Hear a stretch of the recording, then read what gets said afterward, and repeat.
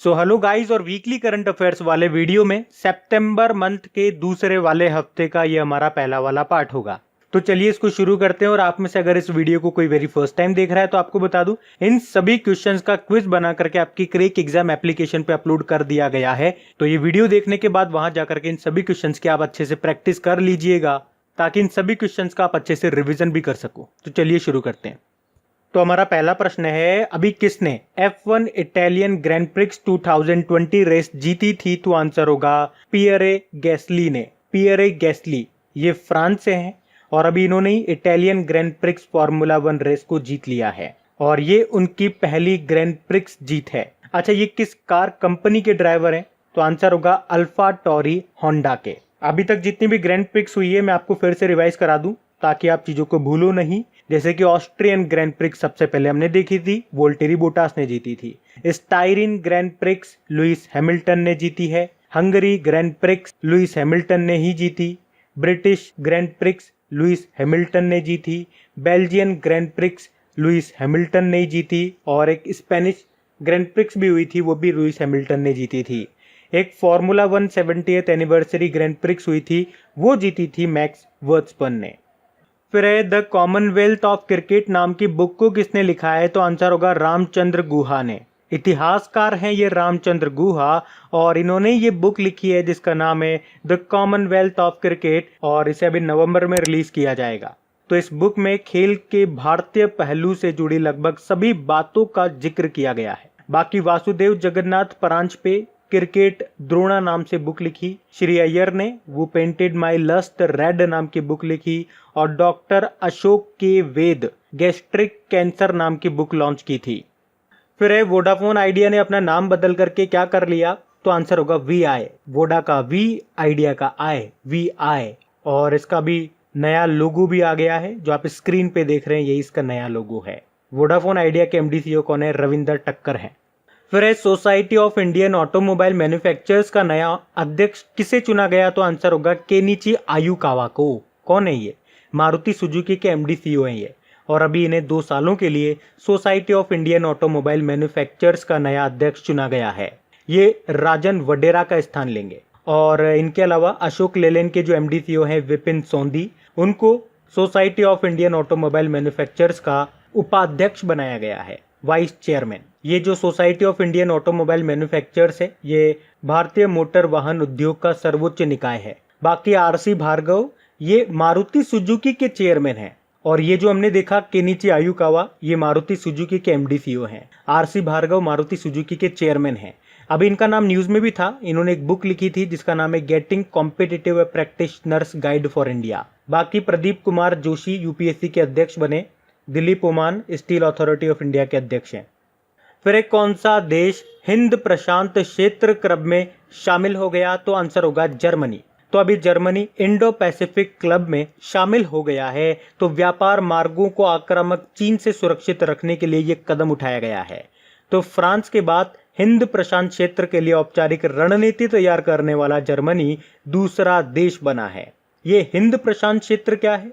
तो हिंद महासागर और प्रशांत महासागर के कुछ भागों को मिलाकर के जो समुद्र का एक हिस्सा बनता है उसे हिंद प्रशांत क्षेत्र कहते हैं। तो इस क्षेत्र में मुक्त व्यापार, आवाजाही की आजादी और विवादों के शांतिपूर्ण समाधान के लिए रणनीति बनाई जा रही है। और अमेरिकी जो प्रेसिडेंट है डोनाल्ड ट्रंप, उन्होंने चाइना को हिंद प्रशांत क्षेत्र में रोकने के लिए भारत, अमेरिका, जापान और ऑस्ट्रेलिया को हिंद प्रशांत रणनीति में शामिल कर रहा है। जर्मनी की कैपिटल बर्लिन है, करेंसी है यूरो और इसकी चांसलर है एंजेला मर्केल और इसके प्रेसिडेंट हैं फ्रैंक वॉल्टर स्टाइनमायर।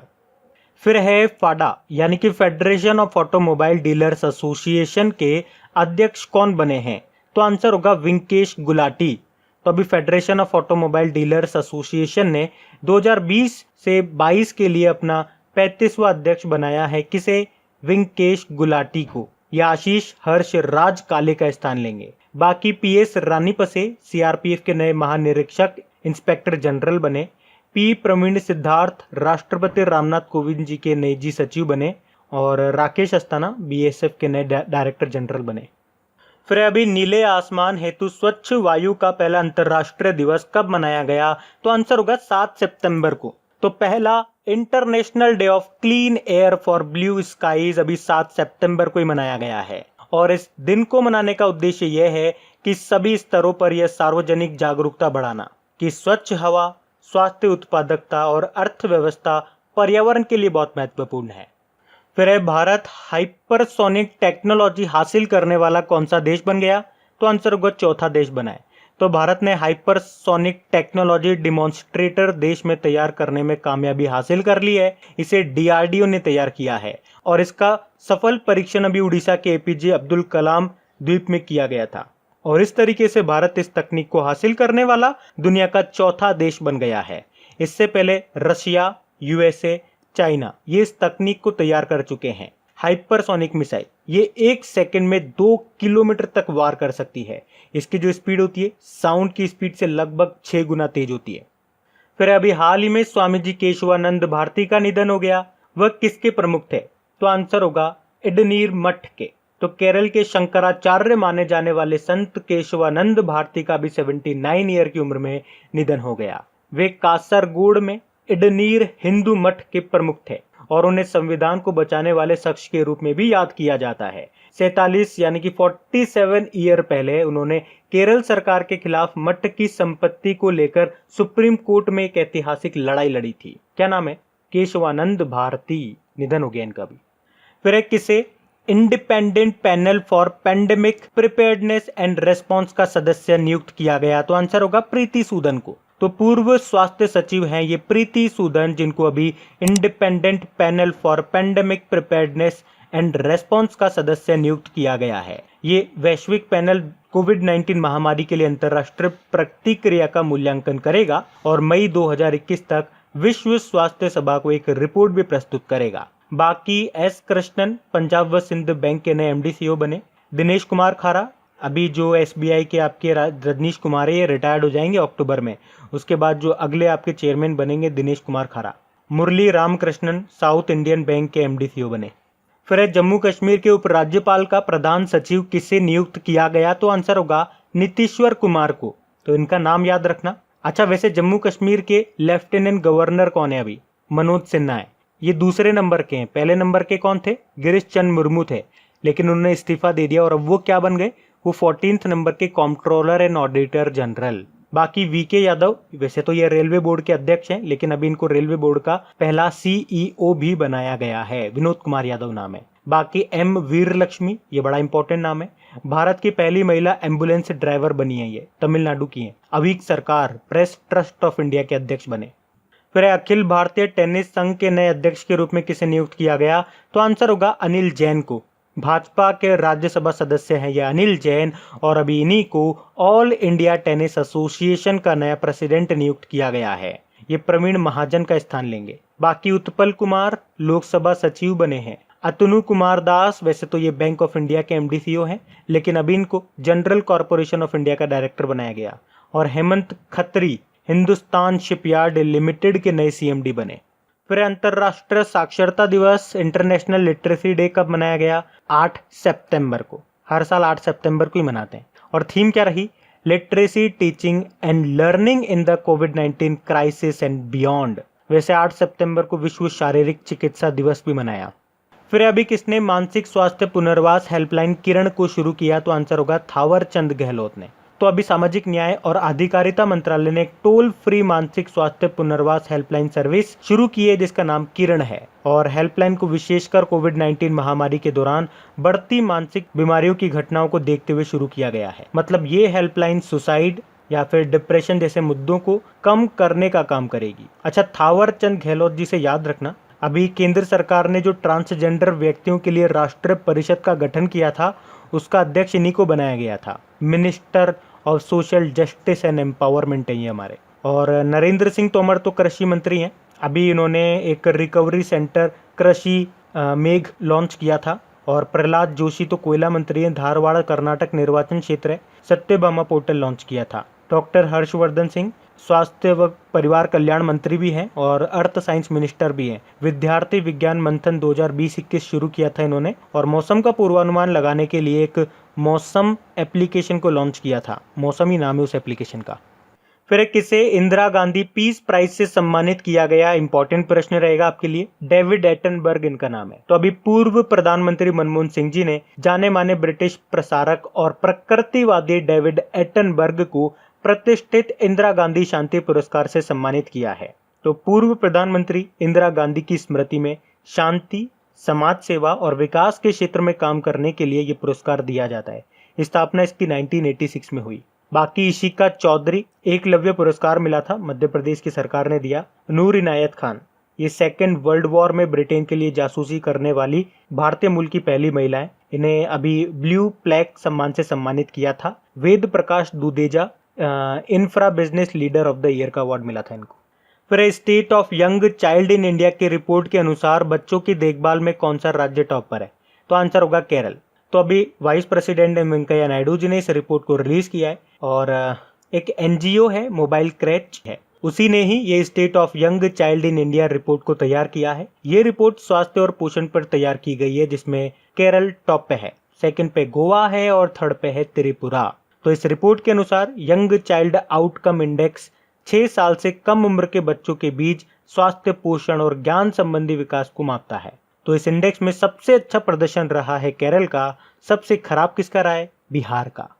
फिर अभी किस राज्य सरकार ने आपका मित्र नाम से शैक्षणिक चैटबॉट लॉन्च किया? तो आंसर होगा हरियाणा सरकार ने। तो हरियाणा के जो मुख्यमंत्री हैं मनोहर लाल खट्टर जी, उन्होंने छात्रों के यूनिवर्सिटी या कॉलेजेस में एडमिशन से संबंधित प्रश्नों को हल करने के लिए अपनी तरह का देश का पहला एजुकेशनल व्हाट्सएप चैटबॉट जिसका नाम है आपका मित्र, उसको लॉन्च किया है। हरियाणा की कैपिटल चंडीगढ़ है, गवर्नर हैं सत्यदेव नारायण आर्य और मुख्यमंत्री है मनोहर लाल खट्टर। फिर है हाल ही में जारी रिपोर्ट के अनुसार कौन सा राज्य साक्षरता में टॉप पे रहा है? Very important question. तो आंसर होगा केरल। तो अभी नेशनल स्टैटिस्टिक ऑफिस ने साक्षरता पर एक रिपोर्ट जारी की है और इसमें केरल 96.2 परसेंटाइल साक्षरता के साथ एक बार फिर से टॉप पे रहा है, जबकि आंध्र प्रदेश 66.4% के साथ सबसे कम साक्षरता वाला राज्य रहा। तो केरल टॉप पे, फिर है दिल्ली, फिर है उत्तराखंड, फिर हिमाचल प्रदेश और फिर असम है। सबसे लास्ट में है आंध्र प्रदेश, फिर सेकंड लास्ट राजस्थान और थर्ड लास्ट है बिहार। अच्छा, लिटरेसी डे हम कब मनाते हैं? अभी पीछे ही पढ़ा था शायद हमने, 8 सितंबर को। इसके अलावा एक और जानकारी आप लोगों को दे दूं, अगर आप में से कोई इस वीडियो को फर्स्ट टाइम देख रहा है तो ये जो लिटरेसी रेट है, तो इससे जो भी इंपॉर्टेंट क्वेश्चन और भी बन सकते हैं। इन पे एक छोटा सा मैंने ऑडियो बना करके आप लोगों को दिया था। डेली करंट अफेयर्स वाला वीडियो देखते होंगे तो वहां मैंने बताया था, लेकिन एक बार फिर भी बता रहा हूं, अगर आप में से कोई इसको फर्स्ट टाइम देख रहा है तो वो ऑडियो आप सुन लीजिएगा, ताकि यहाँ से जो भी इंपॉर्टेंट क्वेश्चन बन सकते हैं वो सारे आपके क्लियर हो जाएं, क्योंकि यहाँ से प्रश्न 100% आपका एग्जाम में बनेगा। तो आपके एग्जाम में 1 नंबर का सवाल है, तो वो 1 नंबर कटना नहीं चाहिए आपको। 2 से 3 मिनट का ऑडियो बना दिया, वो जरूर सुन लेना। लिंक आपको नीचे डिस्क्रिप्शन में या कमेंट बॉक्स में दोनों जगह मिल जाएगा। बढ़ते हैं आगे। फिर है यूएस ओपन 2020 में किस टेनिस स्टार को अयोग्य घोषित किया गया था? तो आंसर होगा नोवाक जोकोविच को। तो नंबर 1 टेनिस प्लेयर है ये नोवाक जोकोविच, और अभी इन्हीं को यूएस ओपन 2020 में अयोग्य घोषित कर दिया गया था। एक्चुअली इन्होंने मैच के दौरान एक टेनिस गेंद को गलती से एक लाइन जज को मार दी थी। उसके बाद रेफरी ने उन्हें ग्रैंड स्लैम नियमों के अनुसार अयोग्य घोषित कर दिया था। अच्छा, वैसे तो यूएस ओपन 2020 कंप्लीट हो चुके हैं। कौन कौन विजेता रहा? Women single, men single, women double, men's double, सबके रिजल्ट आ गए हैं और इन सभी पे एक छोटा सा ऑडियो मैंने बना दिया है, साथ में उसके एक्स्ट्रा जानकारी भी मैंने दी है, जहां से आपके कई बार एग्जाम में प्रश्न पूछे गए हैं, जैसे कि साल में कितने ग्रैंड स्लैम होते हैं, कौन सा किस कोर्ट पे खेला जाता है, इस साल का जो पहला आपका ऑस्ट्रेलियन ओपन हुआ था उसमें मेन सिंगल का और वुमेन सिंगल का टाइटल किसने जीता था, और कोरोना के कारण कौन सा वाला ग्रैंड स्लैम रद्द कर दिया था और कौन सा वाला पोस्टपोन कर दिया था। तो इस तरह के जो भी इंपॉर्टेंट क्वेश्चन बनेंगे उसका भी एक छोटा सा 3 से 4 मिनट का ऑडियो है, वो भी आप सुन लीजिएगा लगे हाथ। उसका भी लिंक आपको नीचे डिस्क्रिप्शन और कमेंट बॉक्स दोनों जगह मिल जाएगा। फिर है अभी किस बैंक ने सिग्नेचर वीजा डेबिट कार्ड को लॉन्च किया? तो आंसर होगा बैंक ऑफ इंडिया ने। तो अभी बैंक ऑफ इंडिया ने अपने 115वें स्थापना दिवस पर बैंक ऑफ इंडिया के ज्यादा आय वाले, मतलब एवरेज 10 लाख रुपए या उससे ज्यादा का तिमाही औसत बैलेंस बनाए रखने वाले लोगों के लिए एक अंतरराष्ट्रीय संपर्क रहित डेबिट कार्ड जिसका नाम है सिग्नेचर वीजा डेबिट कार्ड, उसको लॉन्च किया है। किसने? बैंक ऑफ इंडिया ने। बाकी बैंक ऑफ बड़ौदा अभी इसने लोन की प्रोसेस को पूरी तरह से डिजिटल कर लिया। उसके अलावा इसने इंस्टा क्लिक सेविंग अकाउंट को लॉन्च किया था। आईसीआईसीआई बैंक से सबसे इंपॉर्टेंट पॉइंट बताता हूँ। अभी किसानों की क्रेडिट योग्यता का आकलन करने के लिए सैटेलाइट डेटा का उपयोग करने वाला पहला बैंक बना ये। एचडीएफसी बैंक ने अभी किसानों के लिए ई किसान धन एप्लीकेशन लॉन्च किया था और अभी इसके नए एमडी कौन बन गए? Shashidhar Jagdishan. Bank of India की बात कर लें, स्थापना 1906 में हुई, मुंबई में हेडक्वार्टर है। एमडी अतनु कुमार दास हैं और ये अभी जनरल कॉर्पोरेशन ऑफ इंडिया के डायरेक्टर बने। टैगलाइन इसकी होती है रिलेशनशिप बियॉन्ड बैंकिंग। फिर अभी प्रधानमंत्री नरेंद्र मोदी ने कहां पत्रिका गेट का उद्घाटन किया? तो आंसर होगा जयपुर में। तो प्रधानमंत्री नरेंद्र मोदी जी ने वीडियो कॉन्फ्रेंसिंग के जरिए राजस्थान की कैपिटल जयपुर में पत्रिका गेट का उद्घाटन किया था। पत्रिका गेट, इसका निर्माण जयपुर के जवाहरलाल नेहरू मार्ग के पत्रिका समाचार समूह ने किया। इसके अलावा प्रधानमंत्री मोदी जी ने राजस्थान पत्रिका के प्रधान संपादक और पत्रिका समाचार समूह के अध्यक्ष गुलाब कोठारी, इनके द्वारा लिखी गई दो बुकों को भी लॉन्च किया। बुक के नाम है संवाद उपनिषद अक्षय यात्रा। ये जो पत्रिका गेट है ये एक स्मारक है जो राजस्थान की सांस्कृतिक विरासत और स्थापत्य शैली को दर्शाता है। ये जयपुर का दक्षिणी द्वार है। फिर जमैका में किसे भारतीय उच्चायुक्त हाई कमिश्नर के रूप में नियुक्त किया गया? तो आंसर होगा आर मसाकुई को। ये वैसे तो अभी जिम्बाब्वे में भारतीय राजदूत एम्बेसडर हैं। बाकी डॉक्टर नीना मल्होत्रा इटली में भारतीय राजदूत बनी। राजकुमार श्रीवास्तव क्रोएशिया में भारतीय राजदूत बने और सीबी जॉर्ज कुवैत में भारतीय राजदूत बने। जमैका की कैपिटल होती है किंगस्टन, करेंसी है जमैकियन डॉलर। फिर हाल ही में आरबीआई ने किस पेमेंट बैंक का दर्जा खत्म कर दिया? तो आंसर होगा Aditya Birla idea payment bank. तो अभी आरबीआई ने Aditya Birla idea payment bank के बैंकिंग कामकाज पर रोक लगा दी है। ये जो आदित्य बिरला पेमेंट बैंक है इसमें ग्रासिम इंडस्ट्रीज लिमिटेड की 51% की और वोडाफोन आइडिया की 49% की हिस्सेदारी थी। फिर हाल ही में 100 इंटरनेशनल गोल करने वाले दुनिया के दूसरे फुटबॉलर कौन बन गए हैं? तो आंसर होगा क्रिस्टियानो रोनाल्डो। तो क्रिस्टियानो रोनाल्डो ने नेशंस कप में स्वीडन के खिलाफ अपना 100वां इंटरनेशनल गोल पूरा कर लिया है और ये मैच पुर्तगाल ने ही जीता है। तो इसी के साथ रोनाल्डो 165 मैच में 101 इंटरनेशनल गोल करने के साथ दुनिया के दूसरे और यूरोप के पहले खिलाड़ी बन गए हैं। और इस लिस्ट में ईरान के अली देई 149 मैच में सबसे ज्यादा 109 इंटरनेशनल गोल के साथ टॉप पर है। और इस मामले में भारत के जो सुनील छेत्री हैं वो 10वें नंबर पर हैं। उन्होंने टीम इंडिया के लिए 115 मैचेस में 72 गोल किए हैं। लियोनल मेसी से आगे हैं ये, क्योंकि लियोनल मेसी ने 138 मैच खेल करके 70 गोल किए हैं और 70 गोल के साथ वो 17वें नंबर पर हैं। फिर किस राज्य सरकार ने देश की पहली एकीकृत यानी कि इंटीग्रेटेड एयर एम्बुलेंस सेवा को शुरू किया? तो आंसर होगा कर्नाटक। तो अभी कर्नाटक के मुख्यमंत्री बीएस येदियुरप्पा ने देश की पहली इंटीग्रेटेड एयर एम्बुलेंस सर्विस को शुरू किया है। कर्नाटक की कैपिटल है बेंगलुरु, मुख्यमंत्री हैं बीएस येदियुरप्पा और गवर्नर हैं वाजुभाई वाला। फिर अभी हाल ही में नॉर्थरॉप ग्रुमेन ने अपने सिग्नस स्पेसक्राफ्ट का नाम किसके नाम पर रखा है? तो आंसर होगा कल्पना चावला। तो अंतरिक्ष जाने वाली भारतीय मूल की पहली महिला अंतरिक्ष यात्री थी ये कल्पना चावला और उनको मिला है ये एक सम्मान। एरोस्पेस कंपनी है यूएस की नॉर्थरॉप ग्रुमेन और उसने अपने लॉन्च होने वाले सिग्नस स्पेसक्राफ्ट का नाम भारतीय मूल की पहली महिला अंतरिक्ष यात्री कल्पना चावला के नाम पे रखा है। तो ये प्रश्न याद रखना, ये जो सिग्नस स्पेसक्राफ्ट है ये इंटरनेशनल स्पेस स्टेशन में 29 सितंबर को छोड़ा जाएगा। अच्छा बताओ, कल्पना चावला ये तो थी पहली भारतीय महिला जो अंतरिक्ष में गई थी, अंतरिक्ष में जाने वाली। अंतरिक्ष में जाने वाली दूसरी भारतीय महिला कौन बनी है? सुनीता विलियम। और बाकी मैरी डब्ल्यू जैक्सन, नासा ने अपने मुख्यालय का नाम इन्हीं के नाम पे रखने की घोषणा की है, मैरी डब्ल्यू जैक्सन। और नैन्सी ग्रेस रोमन, नासा ने अपने नए टेलीस्कोप डब्ल्यू फर्स्ट का नाम नैन्सी ग्रेस रोमन के नाम पे रखा। बाकी रविंद्रनाथ टैगोर, इजराइल ने तेल अवीव सड़क का नाम बदलकर टैगोर स्ट्रीट करा था, जहां हमने इनके बारे में पढ़ा।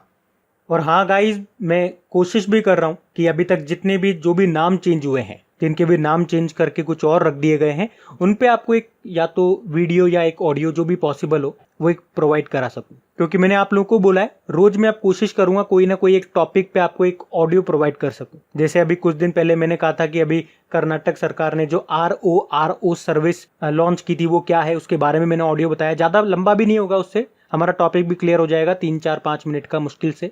फिर लिटरेसी रेट आई थी, उस पर मैंने ऑडियो दिया।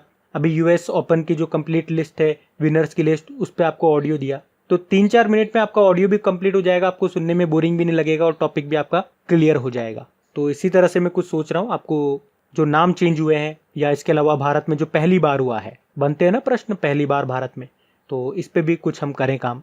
और सबसे इम्पॉर्टेंट देखो, ये सब काम करने के लिए एक मोटिवेशन चाहिए होता है।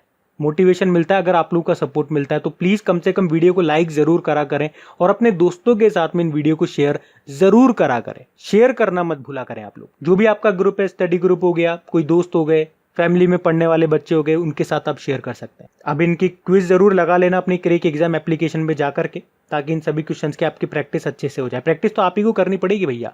अब सारा गेम आपके ऊपर है, अब सारा गेम आपके हाथ में है। Thank you guys.